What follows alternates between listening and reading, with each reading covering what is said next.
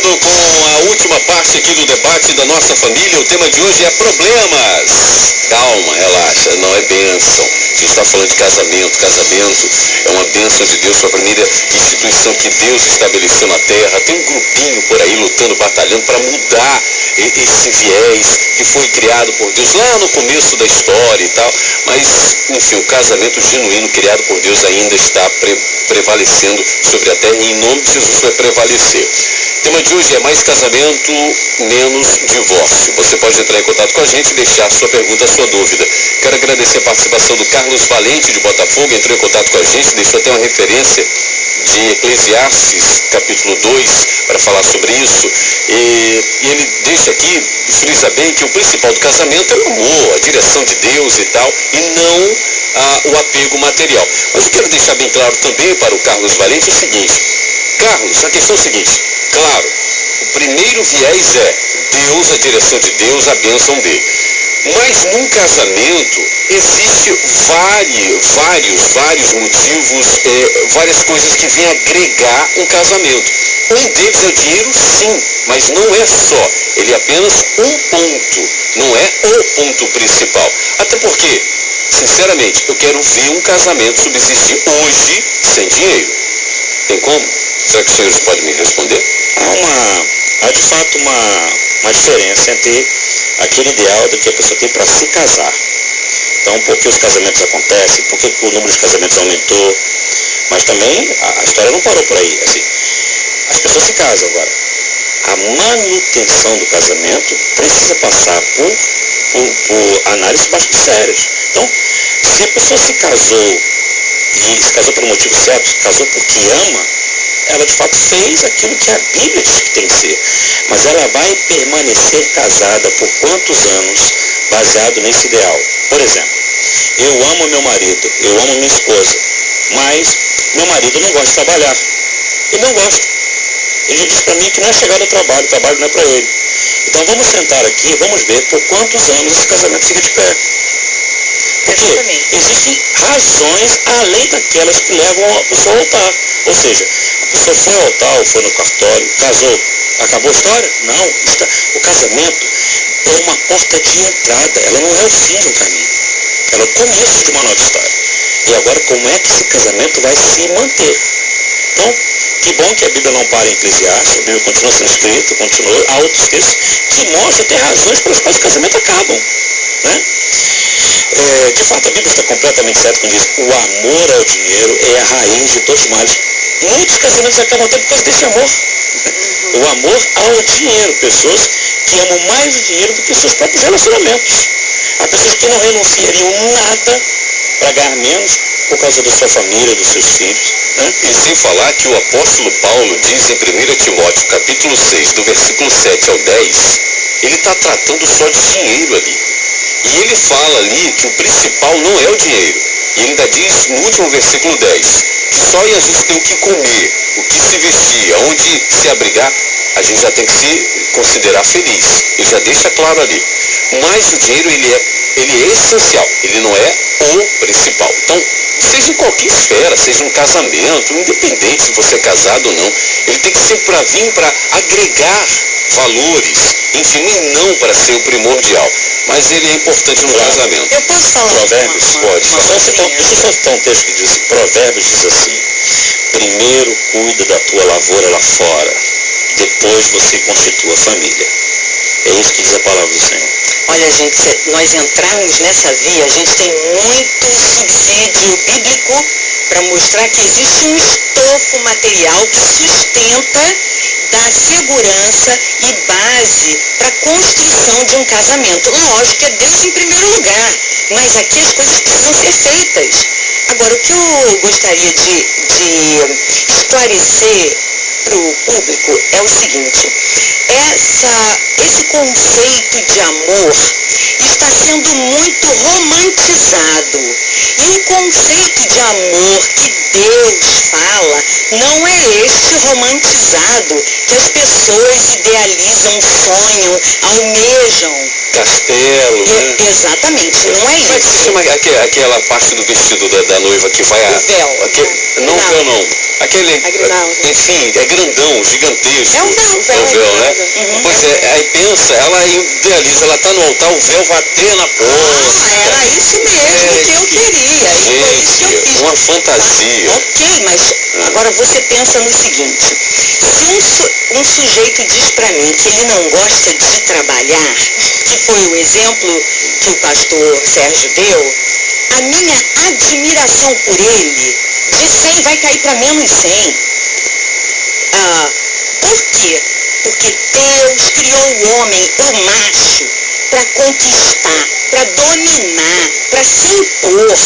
E como é que um elemento, um homem macho, cabra macho, vem dizer para mim que não gosta de trabalhar? Não é de Deus. Se não gosta de trabalhar, estudar idem, né? Exatamente. Então, as pessoas precisam estabelecer a diferença entre paixão e amor. Paixão é um impulso sexual que faz com que você deseje a outra pessoa e crie um universo em torno dela que você está criando. Não existe, é da sua imaginação. O amor é uma decisão. Você decide porque aquela pessoa tem um caráter de Deus, o caráter que você admira. Por que os divórcios acontecem? Porque começa a desmoronar o que foi idealizado e aparecer o que é real. Fiquem calmos, debatedores, ela não vai bater em ninguém, ela é assim. Eu sou enfática, veemente. Parece que ela vai partir para seu microfone e vai engolir. Não é, eu queria ter um chip que eu pudesse colocar na mente, na cabeça do outro. Mas aí vai querer dominar, aí não dá. Não, é ditadura. Não, o apóstolo Paulo também era assim. Eu gosto de ensinar, e o apóstolo Paulo também. Ele dizia, conheceis, aprendeis.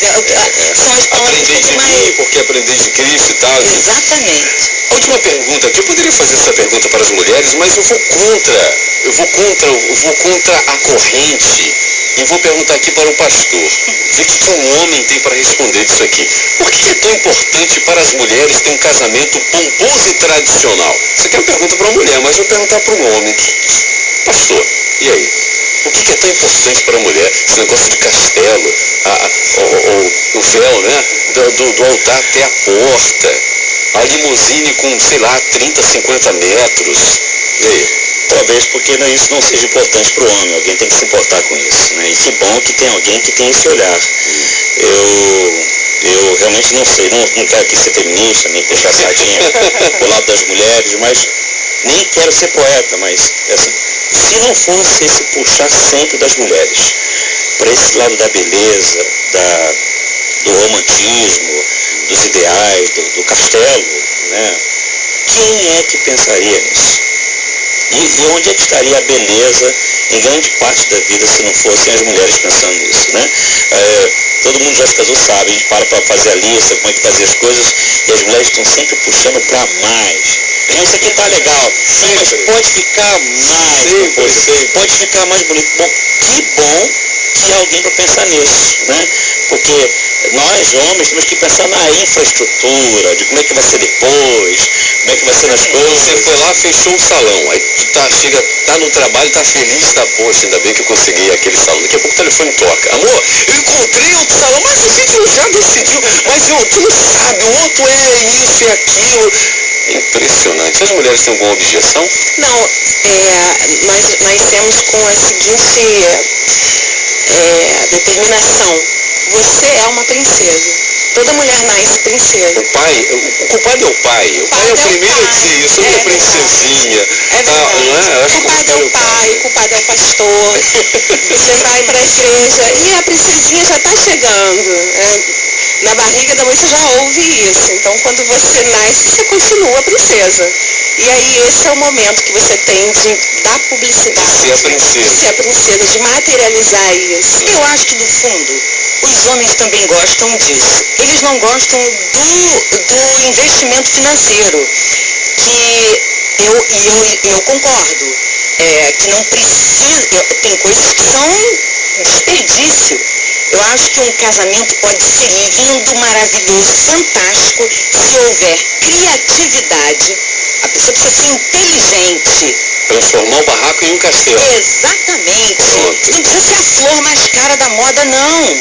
Tem que ser, você pode decorar com muitas flores e ser a mais barata. Você entende?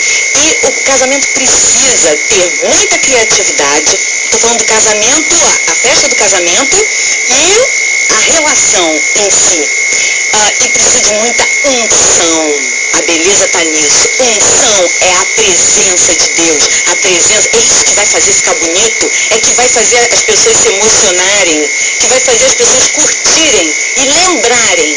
Daqui a 20 anos, os convidados vão lembrar do seu casamento. Se houver criatividade e unção, presença de Deus. Chegamos ao final do debate da nossa família.